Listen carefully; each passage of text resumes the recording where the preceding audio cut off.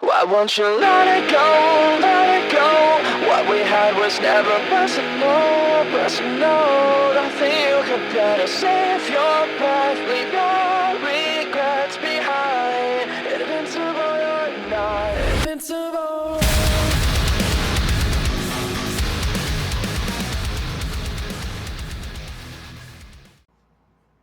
Hey everybody, welcome to the final episode of the Approach with Caution podcast. Season 1, we're wrapping up today. I got to my right, as always, Cody. What's going on? How are you, Adam? Doing great. And we're going to send it out how we brought it in. I got my good buddy here, James Brickhouse, back in the studio. How's it going, James? Pretty good. How about you guys? Doing Not too good. bad. Excited to have you back. Love Thank the you. stories you had the first one. Can't wait to hear what else you have in store for us. Thank you. So it's been a couple months at this point now. We've been really rolling with the Approach with Caution podcast. Have we missed anything since you've been in? Not really. Right now, mainly my focus has been on my job, getting teams going there. The t-shirt company's been picking up a little bit here and there, so that's been going off without a hitch. Other than that, just living life. Right. So our main focus on the initial episode we had was a little bit about wrestling. As you see, you brought your belt with you. I know we talked about Booker T on that episode. Yes. What's the connection to this belt here? Well, see, the WWE Television Championship was actually the first singles championship that Booker T has ever held. Now, the reason why I love this title so much was that there was a rule behind this title where if you held it, it had to be defended weekly on TV and on pay-per-views, which a lot of times now these days, like the current champions, if you're holding the main title on the rosters, such as the heavyweight or WWE, you don't really have to compete but once a month. Where with this title, it was every week. It was a must. It was in the contract. It had to be defended. No tag matches. It was either, singles, triple threats, fatal four ways, but it had to be defended. And right now, like, I feel most champions, I mean, when was the last time we saw the Raw or the World Tag Team Championships being defended on Raw? I mean, just today at the Clash in Paris, you saw the SmackDown or WWE Tag Team Championships. I might have those two mixed up, but the SmackDown ones were defended by the Wyatt Six tonight. But how often do you see anything else? Like, when was the last time the Intercontinental title was defended? Right. I missed the days, even where it was like each brand had their own type of champion. Like, you had the United States title on one, then you had the Intercontinental title on the other. Had two individual tag team titles, SmackDown and Raw, and then one had the WWE Championship and one had the World Heavyweight. And that also was cool because it always set up for Survivor Series every year. Right. You took the best from Raw and the best from SmackDown, and they always went head to head. And that was something I always looked forward to. And I feel like that's been lost over the years, where it's just making up the championships. I mean, I get the 24/7 was a goofy, ha moment, but it's like how you got nothing against the females either, but you got with females United States, female Intercontinental, all that stuff. But it is cool they're doing that, but I feel like they've lost the aura of each brand has a designated title. Yeah. I mean, you go back to the 80s, and the cool thing about those lower card titles was, like you said, the world champ kind of works occasionally, but back then, Ric Flair, when he was the world champ, he would come in for, one or two spot shows, but those would always be the big ones. Yeah. A championship like this, or the Intercontinental title, the United States title, the North American title, something like that, would give someone who's higher up on the card a chance to main event, still get good sales, a lot of good ticket sales. Mm-hmm. And then when the guys like Ric Flair or Dusty Rhodes would come to the territory, they would bring the world championship, and it'd be kind of an attraction, sort of the way Andre was back in the day. Yeah.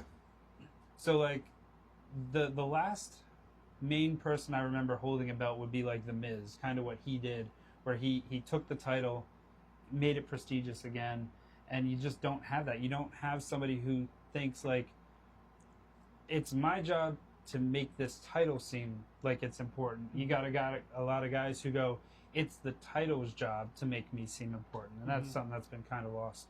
So with going to the current product, how do you feel about that? With you just said there's a lot of championships right now. Mm-hmm. Feels to me like there's a lot of oversaturation. There's a lot of titles, even in AEW. Big AEW fan, they got 20 titles over there. At what point does a championship not seem to mean anything? You have to go back to the Invasion days when WCW came into the WF at the time. And if you remember, Mick Foley was doing a thing about unifying the titles. And he said in his promo, if you're in this company right now and you're not holding a title, then something's wrong because of all the titles that they had brought in and combined.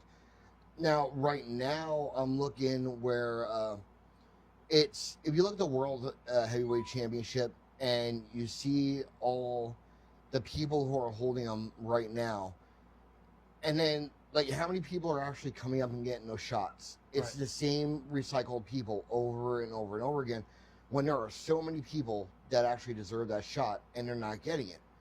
Even with the mid card, like don't get me wrong, I'm happy like Dominic Mysterio, he had gotten it, and the pop he got at WrestleMania was huge Right. when he won that title. So that was very well deserved. But then it was like, when did he really defend it? And then he challenged down in Mexico for the super heavyweight, where it was supposed to be him and Vikingo, and it turned into a triple threat. And now at the next triple A event, it's going to be Dom and him again for the Mega Championship, whatever it's called. But now he finally defends it on Monday Night Raw. But when has he really defended it since?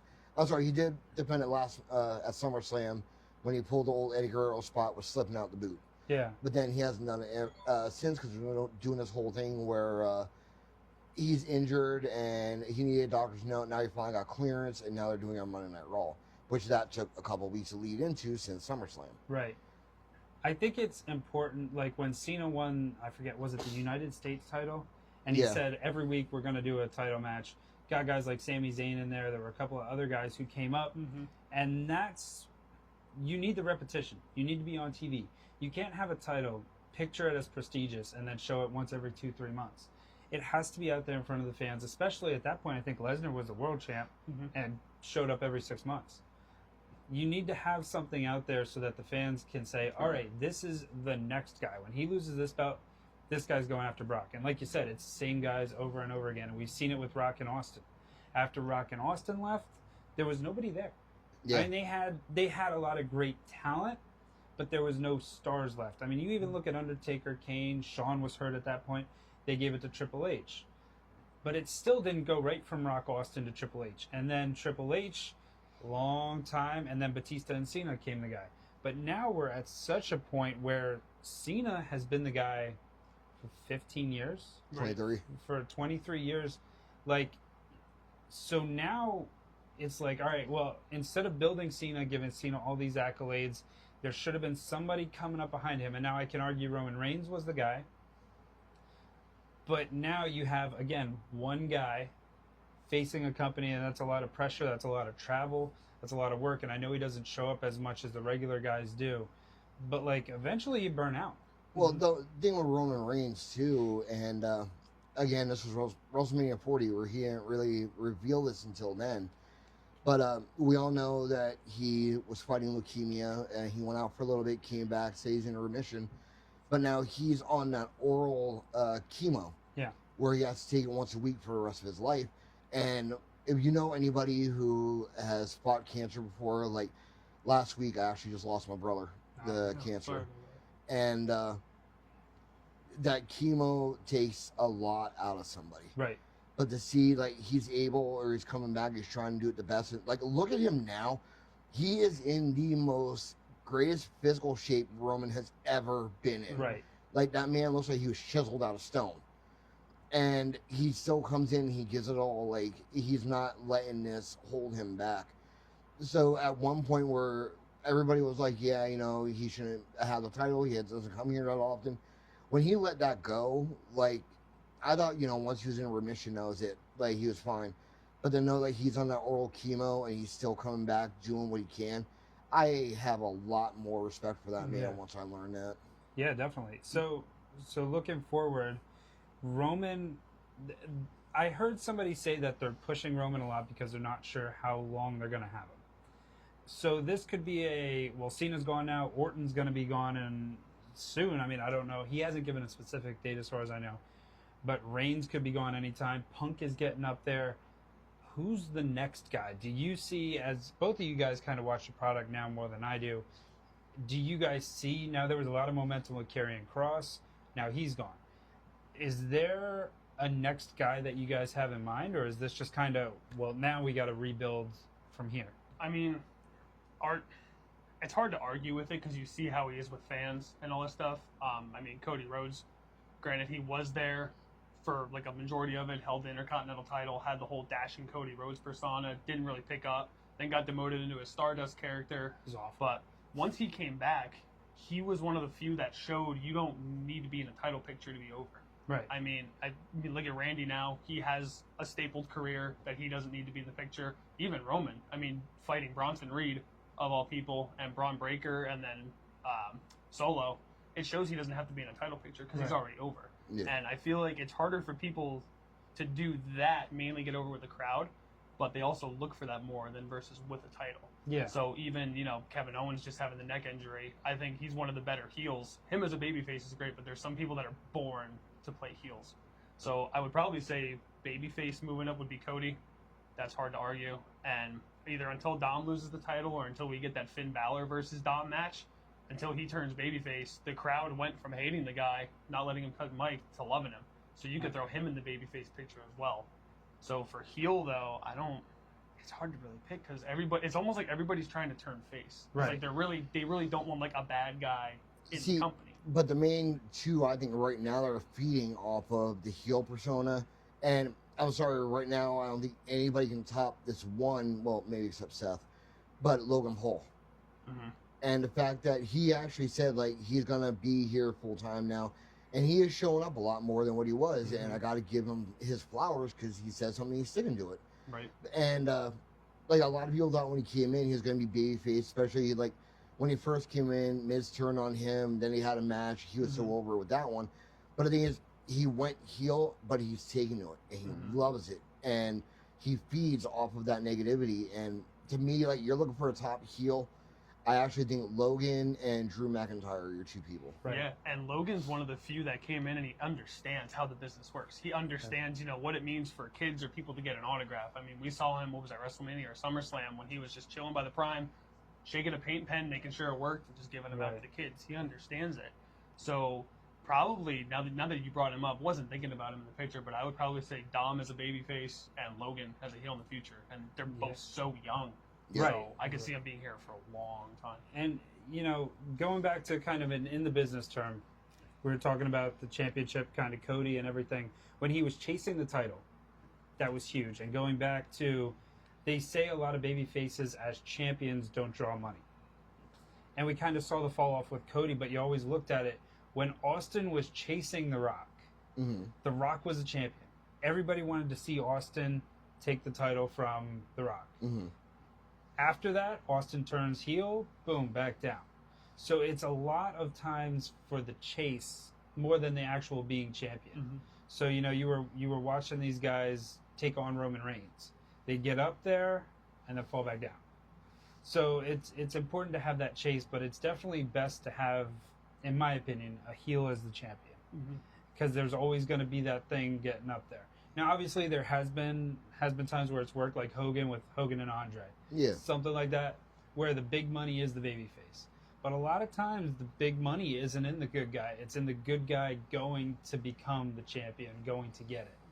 So we're going to go back to kind of wrestling. Is there a first match that you recall saying, I know Meltzer has his stars. Is there a match in your memory that you go, wow, this is a 5-star match for me? God, there were so many. The thing about there, like, you got to go back to when it was Shawn and Brett in the Iron Man match. Okay. That was fantastic. Hogan and The Rock, fantastic. When you saw The Rock and Booker T go at it for a WCW title, it was something where it was like, all right, you got the one top star from WWE and you got the one from WCW. You thought it was going to be a 5-star, but it really wasn't. Like maybe 2.5. But, God, there are just so many of those classics to even think of. We could be here for a week. Right. Yeah. Right. So how about you, Cody? What is like your first 5-star match you remember? Well, with me being only born in '96, Oh, my God. and really, sorry, James. Mainly like focusing on it, growing up around like near the end of like the Attitude stuff. I mean, my mom always watched it. I mean, there's pictures of her and my dad at Ag Hall with Bubba Ray and like Tommy Dreamer and Sandman. Right. And all those guys were there. But I think the one that really set the bar for me of being like, wow, wrestling is like something to follow and really get into was the first Shawn and Taker WrestleMania match. Okay. Because you knew Shawn was fighting, you know, to prove a point. Like, hey, I still got it. I'm still all this. Nobody can do it. I want to do something that no other man can do. And, you know, I'm willing to put my career up for it. And it was, I would argue, a 5-star. Everything between the story, the build up to it, and the actual match itself. Because Taker was still, I would say, prime, but he was nearing the end. You could tell nearing the end, and Shawn pretty much carried that. And, like, storyline, that's one of my favorites. But recently, when you had the early NXT, not so much early, more like the mid. So, like, I remember it was Adam Cole and Johnny Gargano for the North American title. But wrestling, incredible. And then you had the Viking Raiders and Street Profits. You had, you know, Aleister Black versus Adam Cole. You had all this Velveteen Dream. Shouldn't be saying his name. But when he was in a ring, you could tell there was so much talent there in that time. I mean, Keith Lee, Undisputed Era, Aleister Black, all these guys, Johnny Gargano and Ciampa. It was a solid core lineup of people that, for me, trying to understand the movesets, understand all that stuff, how fast-paced it was, that's where I kind of indulged in all that stuff. So going back to that Shawn and Taker, I would argue that that is the best 4-match streak in WrestleMania history, possibly ever, because it started with the Shawn Taker one, then it was career versus streak. The year after that, Triple H comes back, he wants vengeance for his friend. Well, now Taker still wins. They go, all right, we're going to bump this up. We're going to end it. Hell in a Cell, Triple H, Undertaker, with Shawn Michaels as the ref. Incredible 4-year build. I mean, you don't get 4-year builds anymore. That's something that is days gone by. But as far as early matches, 5-star matches, I'm thinking that ladder match between Benoit and Jericho, Royal Rumble 2001, and then right there to WrestleMania, that the second, I believe the WrestleMania was the first of the triple threat ladder match TLC. Yeah. Whereas the Dudleys, the Hardys, Edge and Christian, and then went out and backed it up at SummerSlam. It's like, how do you keep getting bigger and bigger and bigger? And now people are desensitized, but if you go back and you watch those TLC matches or the ladder match from the Royal Rumble, stuff they were doing back then was unheard of. So, like, things like that, first of its kind type of matches, that would be like the first time I remember seeing a 5-star match. So were you more of a WCW guy? Were you a WWF guy? Because there's two very, kind of like how there's now AEW guys, there's WWE guys. What side of the fence did you fall on? There's even both, too. Well, see, the thing that I liked about WCW was the fact that they were always live. They didn't have taped events, where everything back then was WF and or WWE related, whatever you want to call it. That was all pre-taped. Right. Now, back then, like, there was, of course, the internet, it was good, but, you know, to middle-class people couldn't really afford anything like that. So we didn't know about the dirt sheets back then until the day they came out and they announced, you know, hey, Mick Foley's going to beat The Rock for the World Heavyweight title or WWF title, which then backfired on WCW. Big. Because everybody went to watch WWF to see how it was going to go down. And that's one thing, like, a friend of mine yesterday, as a matter of fact, or Friday, sorry, was talking about watching SmackDown together, and I'm like, I already know what's going to happen. I already read, like, as soon as I open up Facebook, it's like, oh, look, dirt sheets, and here's the spoilers. Right. And, but when they started to go live, then it was like the real back and forth, like, I got to keep changing channels and everything. Once, like I said, Booker T, I loved watching the cruiserweight matches back then. That was absolutely fantastic. And then, like, when the whole NWO thing started, that it was hard to pick a side of the fence that you were really on. Right. Because it was like you wanted to change over to, say, WF, but you didn't want to miss what the NWO was going to do. Right. It's tough to do that. And like you said with the dirt sheets, a lot of things are out. WWE has a production like you wouldn't believe. There's so many people working behind the scenes. So many people, you know, fans at the airports now. You got people everywhere. Yeah. It is so hard to keep a secret in WWE, AEW, things like that. Do you guys have a moment where, wow, I didn't see this coming. There was no rumor of this happening. I know there's been a couple recently, and it's incredible how they do it. My first one was when Edge came back at the Royal Rumble that year. Okay. Okay. I knew it was coming. I'll let Cody take over for that. I'll jump to the next one. Down at the Liacouras Center in Philly, it was during Sting's retirement tour. I went for AEW show down there. I wait out back of the arena to get autographs, as both you guys know, I'm a big autograph. So I was waiting there, and I had a ticket to the show. I said, all right, nobody else is coming through. Went to go get food, came back, nobody else came through, went into the show. And Tony, from the start of the show, said, we got a big surprise coming for you guys tonight. We're going to show you guys, and, surprises or whatever. Sting comes out, gets introduced by Tony Schiavone. Tony Schiavone and Sting are in the ring, and they go, well, it's time for your surprise. And Ric Flair came out. Zero advertisement. Nobody knew he was going to be there. I waited out back. So they must have drove him in during the show. Mm-hmm. And to see Sting and Ric Flair in 2024, I believe it was, in a wrestling ring, I mean, these are two of the guys. You talk about WCW, there's no WCW without Sting and Flair. Mm-hmm. Yeah. So that was kind of my big thing. So James, has there been a surprise recently that you couldn't have saw coming a million miles away? We got to go back almost 2 years ago, CM Punk's return at Survivor Series. Right. You knew all that heat and the hate that was there for CM Punk, and for his music to hit at that end, and to see Seth Rollins' reaction even more was right. That was genuine feel, and the fact that nobody knew. And they kept it such a secret, had him hid in a different room altogether and everything. That was beyond. And then, Edge going to AEW. Right. Or, I'm sorry, Adam Copeland. When they did that whole thing, even with him getting in the car with, the boots and putting in gear, I would never thought that was Edge driving to the arena. And when his music hit and he came out, I'm like, oh, my God, he's here. Right. So, Cody, how about you? I know you said Edge was kind of the thing you were going to. Is that the one? Which Edge, though? Mine was the first one when he came back for Jericho. Okay, that was huge. I was gonna argue the second time just because we knew the history of his neck problems. We knew, we were like, there's no way he's gonna come back, and then for him to come out in arguably the best shape that man has ever been in at his age and to still go, that was up there. But I had to be biased and say when Cena came back at the Rumble in the Garden, that was huge, especially knowing that he had 8-month recovery period. Yeah. Torn pec. What was it? 4 months. He got back quick. 3 months, comes back, wins it.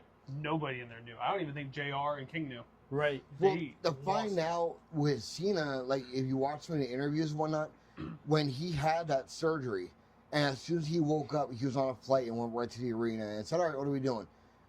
Even though he's recovering, he still wanted to work. And it was you don't really find that many people that are willing to do something like that. Mm-hmm. So to see his ambition and how much he went through all that physical therapy to help get himself back faster, half the time, and he was back and ready to go. Yeah. Right. But, yeah, I honestly think as he says, when his time is up, I believe him. It's going to be a big hurt piece to the wrestling world. Mm-hmm. Yeah. Following up on that with everything recent and all the history, you've seen so many eras. I've seen, so many recently got into the stuff, got into the different, NXT, ROH, TNA, WWE, all that stuff. If you could give a Mount Rushmore, I know it's a tough one, of not just WWE in general, I mean, RO Impact, WCW, ECW, 4 off the top of your head that you think made the biggest impact just in wrestling as a whole, who do you have as 4? Do you want to go first, or do you want me to? I'll say I'm the oldest, so. Now, you can't mention professional wrestling without saying the name Ric Flair. Definitely will always be remembered as one of the greatest. Mm-hmm. You also cannot say wrestling without thinking Andre the Giant. Mm-hmm.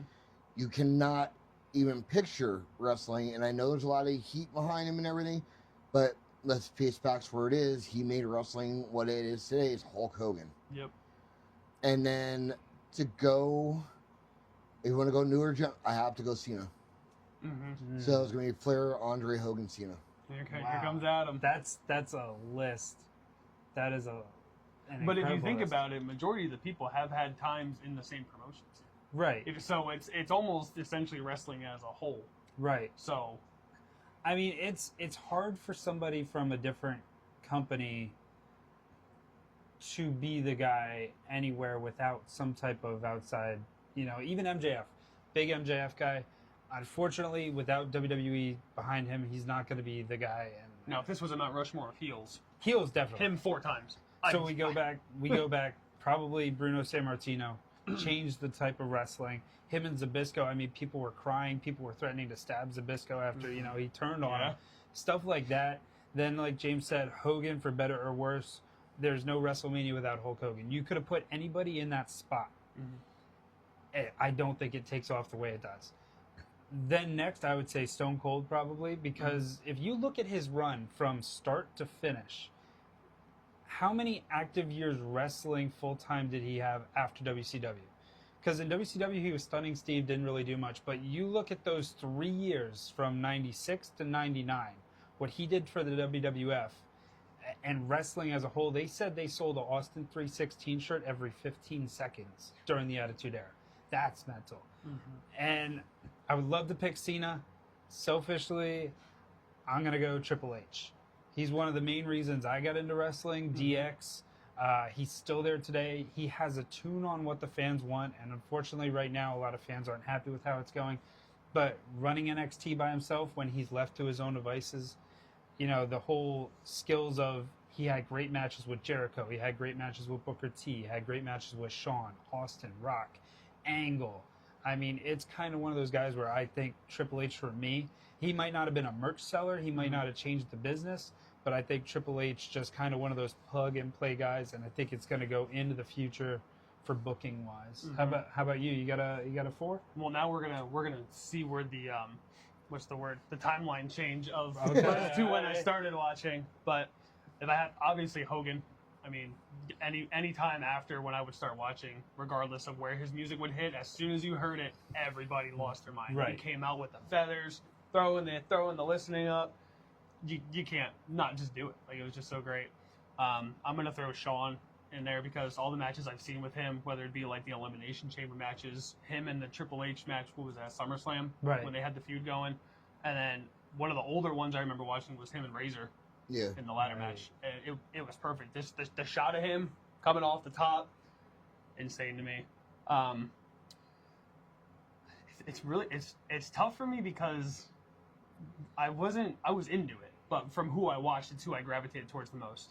So I think for me, Edge has to be on there. I mean, it's hard to say Mount Rushmore because that's such a giant title, but for me, as soon as you think you know me, that Metalingus song hits and by Alter Bridge, and the crowd goes nuts every time. I mean, all his world title reigns, him as Money in the Bank, Ultimate Opportunist. It was incredible to watch. And I was trying to do a thing where I picked from each different corporation. It was hard to do. And then, believe it or not, it's almost not even really a wrestler. It's just kind of someone that without him, none of it exists. And everything that's happened to him and the people, how they feel about him, you got to almost throw Vinnie Mac. Yeah. Just because everything his dad's done, and then they took it all across the country. They took all these promotions from just East Coast, Midwest, like the South, and then he said, why don't we make this across country, global? And without them and everything, all the, lawsuits and allegations and everything, if you look past that and just as a business standpoint, Vince McMahon knew what he was doing, knew everything that was going on. And I would probably, off the top of my head, I know it's probably going to change in about an hour. We're going to shut this off. I should have said this guy. Should have said, Seth Rollins. He's up there as probably future Hall of Fame, hands down. But those will be my 4. The problem with the Mount Rushmore is as you start etching, you eventually run out of stone, and it gets, the first one's like, oh, this guy. Second guy's like this guy. Third guy. By the time you get to that fourth guy, it's like there's so many great names left to pick that it's just who knows how it is. But we're going to take a quick commercial break, guys. We'll be right back with some more with James. Thank you for tuning in. Sponsorship packages for Season 2 of Approach with Caution podcast are out now. Become a sponsor for just $2 per episode. Support the Approach with Caution podcast and get your shirts today. The Approach with Caution podcast is heading to Scaricon this weekend in upstate New York. Come join us. And come join us at the end of this month when we go to the Denim and Diamonds fundraiser, benefiting our sponsor, We Are Strong. Hey guys, thank you for sticking around to the Approach with Caution podcast. We're still here in studio with James. So going forward to the Indies, did you have any questions about, we kind of work together so we know a little bit about each other. Do you have any questions about the business for either James or myself? Yeah, I think one of the main ones I had for James himself, because he's still heavily involved. You knew a lot of people, and I did, but I've over also time? been gone for like the last 2 years since I found out about the heart problem. Gotcha. Well, regardless, I mean, 2 years, doesn't seem like that long ago. No, it doesn't. With all the stuff you've done, whether it be at, like Q-Mart or, even in like Allentown here, with some of the shows you've done, was there ever a guy that you saw personally and thought that guy has what it takes to make it? Actually, yes, I'm glad you brought this up because he did make it. He's not in WWE, but like now he was in TNA, now he's in AEW. Ace Austin. Okay. I got the chance to work with him a few times at WXWC4. Then to see him on TNA and how much he evolved, to see him go over to New Japan, join a Bullet Club. Now he's over in AEW. But to see, like, there was a time where I was seeing someone, and holding, like, a lot of people don't like with me, is that you see me and you expect, like, you big dog, so on and so forth. But then you come and you actually know me. I'm a big nerd. Like, there's no hiding that. And a lot of people behind the scenes, they are. Like, I would have never guessed it until I started working with them. Mm-hmm. But there was somebody who said about they couldn't be with me because of me being a collector. And if I wanted them at my apartment, I had to take down, like, at the time, all I had were championship belts. So they were like, take them down, and we'll see where it goes from there. So I did. And that lasted about 3 days. And I put the mic up, and I actually texted her. I was like, look, you can't handle this, and you can't accept me for who I am. And I thought I was wrong with that. And I actually put something on Facebook. Ace Austin commented and said about how somebody should accept you for who you are and not what you do. To sit back, and then he commented, Samu on Hawaii, he commented. So now they know, like, I had that support from them. And a lot of people are like, oh, look, it's a TNA wrestler or WWE legend. To me, those are my friends. So I never really looked at it like that. Like, when me and Samu would go out, we'd shoot pool, have a few drinks and everything. A lot of people were like, don't you know who that is? I was like, yeah, it's Samu. What's the point here? Mm-hmm. And, like, I wasn't that fanboy anymore where I actually looked at these guys like, hey, these are my friends. Like, even, like, I see Alpha out there now. I'm waiting for Lance White to debut on either NXT or one of the main brands.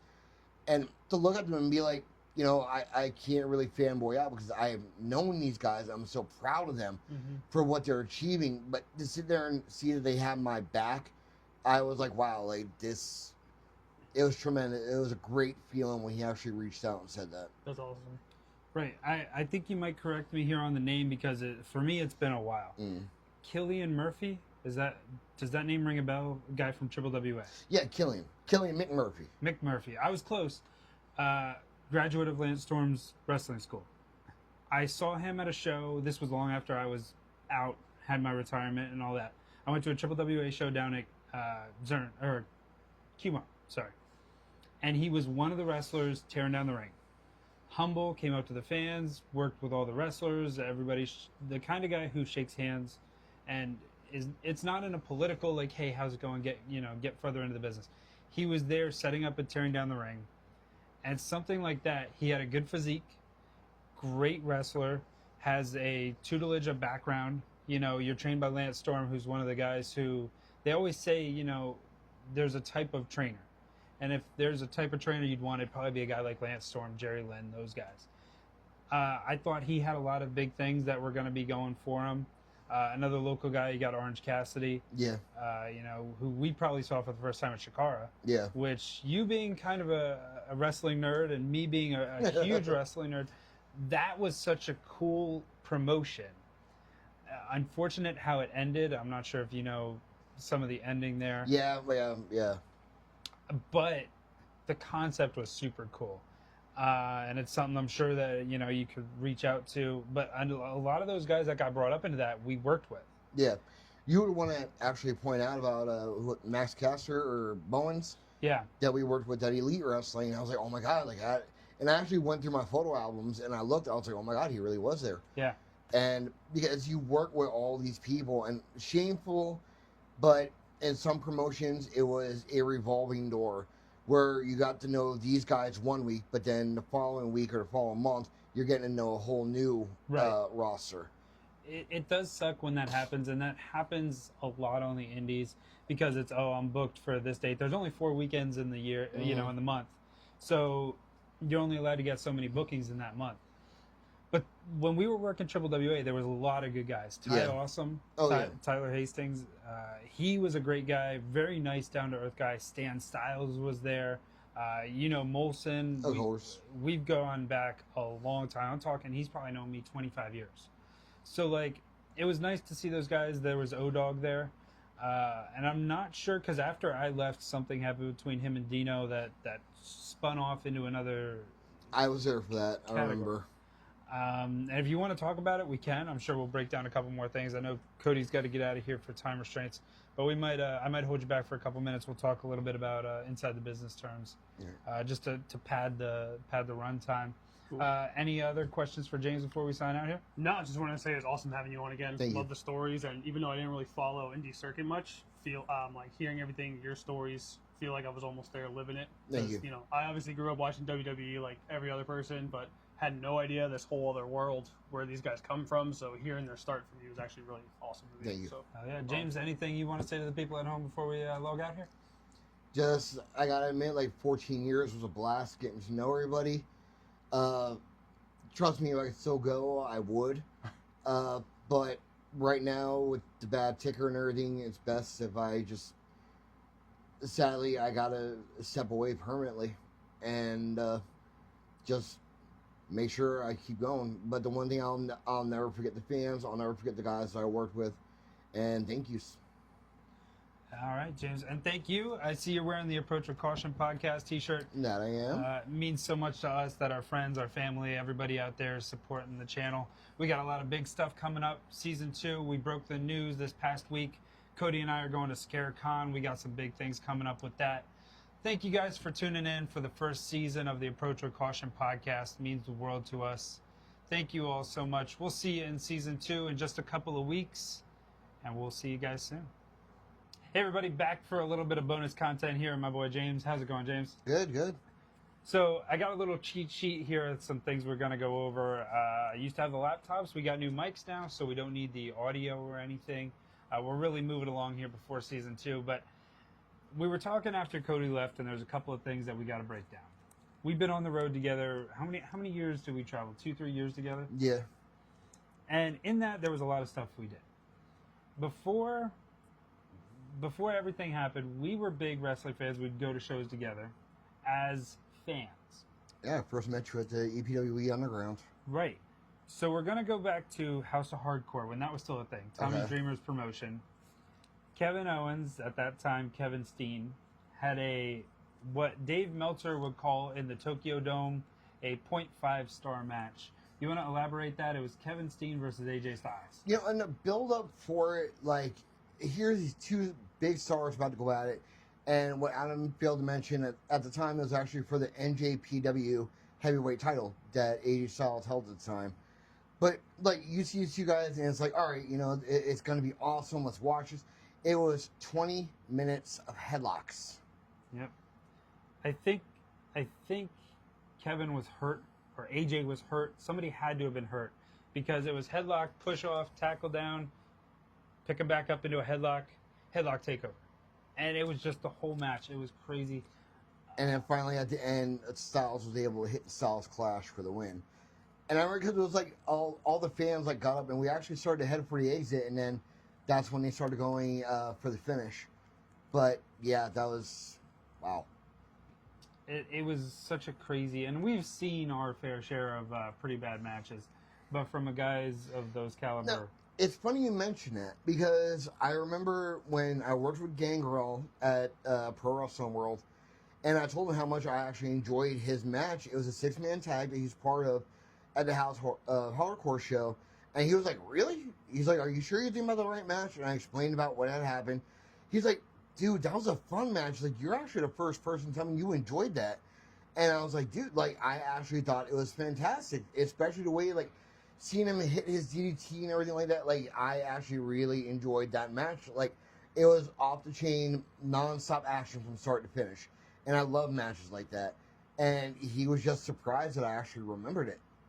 So going back to when we met at the EPWA, before they were at the, the West Side Youth Center or East Side Youth Center? West Side. They were in a warehouse on Sumner Avenue. Yeah. They were doing it not legally. Well, I guess it technically wasn't illegal. They were in a building. It was a warehouse that they had rented out for storage of the arena. Now, they weren't charging tickets, so technically the PA State Athletic Commission really couldn't do anything. It was an exhibition just for fun, training kind of thing.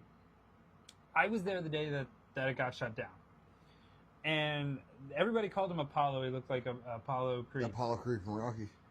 And he shows up. The warehouse was a big warehouse, and the bathrooms were on the other side of the arena. And I walk out there to go to the bathrooms, and I see there must have been 30 cops crash in the front door, and they say, "Who's all in there?" They're talking to me. This is 15 years ago. I'm like 14. I don't know what's going on. So they got dogs, everything. They come running in, and I talked to Johnny Padilla, who was running EPWE at the time. I said, "Johnny, you got to deal with this because I have nothing to do with this. I'm a fan." And they're like, "How many people are in there?" They're 500, they're 5,000. How many people are in there? I was like, there's like 4 fans. It's training. So I was there when they got shut down. They got picked up, started doing good things over there at the youth center. Robbie E was at one of the shows. Yeah. He had a seminar that they kind of went into, and I got to sit in and watch just because I was ring. I'd say you were right next to Robbie that whole time. Yeah. And it was awesome, seeing and learning from him. There were a couple of things I picked up at. Now, I never got into the wrestling. I never did wrestle.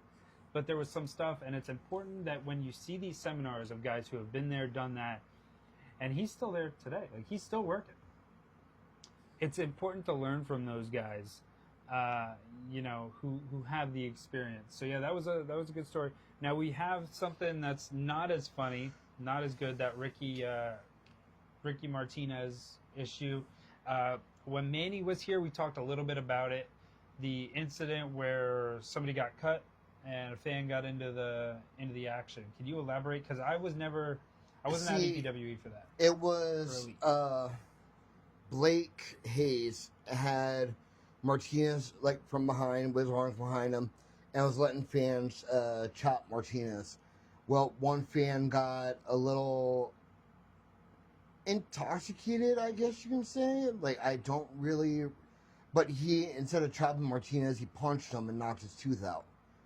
And that was something where, oh God, I was the security guard, and yeah, I should have been closer, but at the same time, the fan shouldn't have taken it to himself to do that. And the fan was banned from the arena, permanently, was never allowed back in an elite show. And actually, the last time Manny did run a show, the fan tried showing back up, but Manny caught him, and him and 2 others ended up tossing him out the building. But yeah, sometimes, it's one of those where, I thought it was once everything got done, it was done with. And then we were at the Forks Township Community Rec Center. Mark Angel, Mr. Touchdown, was cutting a promo and said about how he was supposed to get a title shot, but then somebody got his tooth knocked out. I'm like, oh my God, we're still going to be bringing that up. But, it's not funny, but the fact that they were still able to go and then after the incident crack jokes about it to make it it's definitely one of those things that it sticks in the back of my mind. So as security, do you remember any other times where a fan got involved? I mean, we saw just... Oh my God. I remember... who was Buzz Bentley, I think that was his name, and Benjamin King? I can't remember the guy's name offhand, but they had this brawl where the guy was about to throw down or burn the American flag, so on and so forth. Well, then they got the flag out, and somehow or another it landed on the ground. And don't get me wrong, I'm from a very strong military family, and I know what that states for. And the one girl, she was just going berserk. I remember who she is too, but she went to go for the flag, and Manny comes out and was like, "James, get it." And I just remember running, and she was that close to the flag, but I dropped to my knees, slid, grabbed the flag, and then mid-slide still stood up and ran away. But got some that time. God, I remember a WSW show. There was this older gentleman in the crowd, little kid sitting right next to him, and this one wrestler, he's coming out for his entrance. He was a heel. But the guy goes and he flips off the wrestler, and there's a little kid next to him. And to me, it just hit a button. I was actually a referee at the time. And I actually told the man, I'm like, hey, if I see that again, I'm going to see about getting you thrown out. He's like, for what amount of wrestling show? I'm like, yes, but you got a little kid sitting next to you who doesn't need to see that. Yeah. And, like, there are some things to do with little kids and whatnot, because I know how much they love getting into the action. But then there are some things, especially what happened at this other promotion recently, where little kids don't need to see it. Right. So, but like that, you know, I remember the first time I was allowed to, I wouldn't say curse, but it was, man, it must have been 2002 or 2003. And Kurt Angle came to, I guess it was the Wells Fargo. I forget what it was at that point, but it was SmackDown down there. And before the show, my mom pulled me aside. She goes, just so you know, when they chant you suck, you could chant you suck too. So like when Kurt Angle came out, I was in heaven. I was telling Kurt Angle he sucked so much, chanting with the fans. But again, that's kind of a fun thing. You want to have fun and let the kids have their fun. Now there's more adult oriented shows if you want to go to.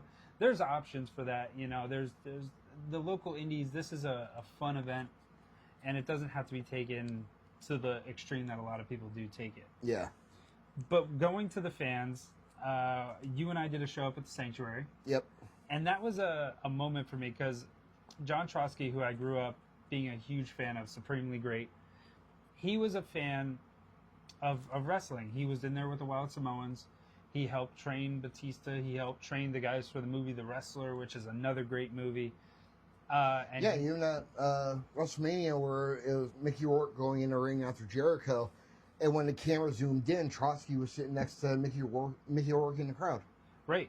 He was like the guy for a long time, took down the State Athletic Commission, which I give him all the credit in the world for. Yep.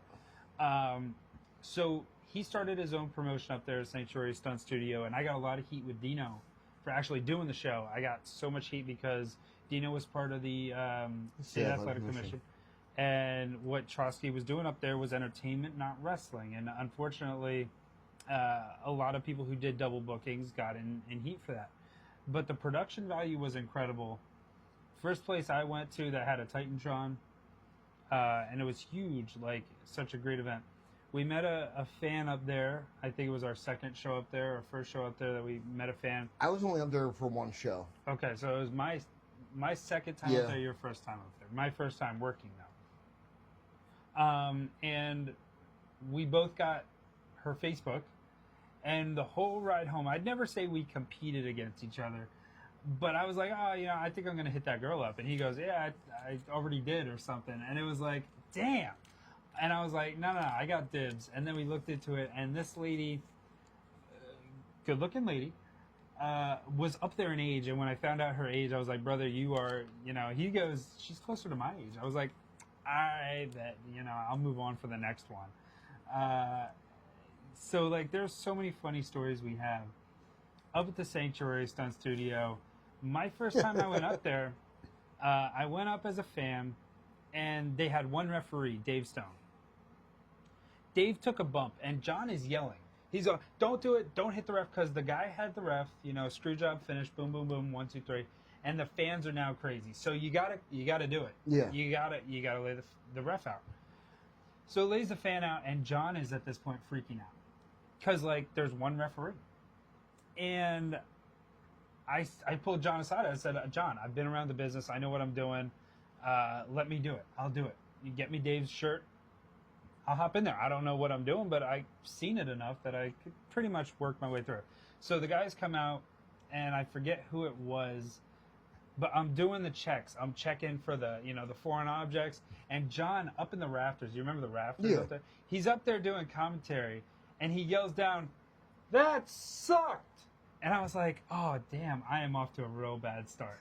And we took it a 3-minute match. By the time that was over, Dave had recovered from his 14-minute slumber and was back out there. But the reason I bring up Dave, the time you went up with me. Yep. I'm going to let you in on this because Tommy Vex and I were up on commentary, doing commentary for this show. And Tommy, if you're watching the show, great friend, put on that Bob Butts Memorial show. Yep. Great guy in the business. He and I were upstairs doing the commentary, and I hope that never gets edited or put out there because both of our careers are over. More his than mine since I'm not doing it. But you were down at the ring. Take us through what happened with Dave Stone. Well, I remember before the show started, Dave kept saying about how he wanted to be involved in a match, but they only had him as a referee. And he was like, no, I want to wrestle, I want to wrestle, I want to wrestle. So Trotsky was like, all right, you want to wrestle? Cool, we'll have you wrestle. You're going to run the gauntlet at the end of the show. Which, there were only 6 wrestlers who showed up that day? Yeah, there was a couple. Trotsky had him run the gauntlet. So Dave Stone goes to the locker room, comes back, and he has a gallon water bottle with him. He's just chugging this water down. And I'm just looking at him like, man, this is not going to be good. So he gets in the ring. They start going at it. And they do a corner spot, and I get in, doing the referee thing, and separate them, tell John to go to the neutral corner. As I go to turn, Dave tugs at my shirt sleeve, and he's like, hey, just let him know my stomach's not feeling well right now. Just slow it down a bit. So I'm like, all right. So I go over, and I'm giving John West, all this crap to keep the fans in it. I get close enough, and I was like, hey, his stomach's not feeling well. Slow it down. John West goes, really? John West pushes me to the side, goes over to Dave Stone, kicks him as hard as he can in the stomach. All of a sudden, Dave Stone just starts vomiting all over the ring to the outside. I called for the bell, and even Trotsky was like, that's it. He's done. He can't keep going like this. So they ended the match, and I will say that is the most I have ever seen a human being vomit in my entire life. It's definitely the physical toll with these guys and the wrestlers, what they go through. But I got to give credit where credit is due. Dave did clean up everything all by himself. Like, he didn't ask for help or anything. He knew, like, hey, it was my mistake. This is my bad. Let me take care of this. So I give him a lot of credit for that one. So many great stories. James, I want to thank you for stopping in and sticking around, give everybody a little bit of bonus content. Thank you. We curtain jerked and main evented the episode for Season 1. This is the last episode of Season 1, Approach with Caution podcast. Thank you guys for tuning in. We'll see you all in Episode 1 for Season 2. Thank you for tuning in. Why won't you let it go, let it go? What we had was never personal, personal. Nothing you could better save your breath, leave your regrets behind. Invincible, you're not invincible.